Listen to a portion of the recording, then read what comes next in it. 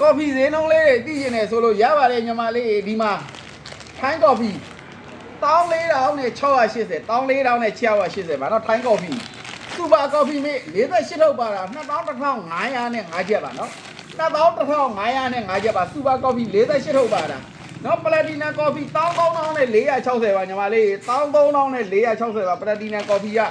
Premier coffee 15,100ပါ Premier coffee 15,100ပါဒီပစ္စည်းကိုညီမလေး10ပါနဲ့အထက်ဝယ်မယ်ဆိုရင်ဒီလက်သက်သာတဲ့ဈေးနဲ့အကုန်ပေးလို့ရတယ်ညီမလေးကဖာလိုက်ယူမယ်ဟဲ့ဆိုအဲ့ထက်ပို့ပြီးတော့သက်သာတဲ့ဈေးနှုန်းနဲ့အကုန်ပေးလို့ရပါတယ်လို့နော်ညီမလေးနော်ညီမလေးကဖာလိုက်ယူမယ်ဆိုရင်14,900နဲ့အကုန်ပေးပါမယ်နော်ဒီကတော့ဗတ်ဒီကြောင်း11,000နဲ့11,550ဗတ်ဒီကြောင်း11,550ဆန်တဲ့ကော်ဖီ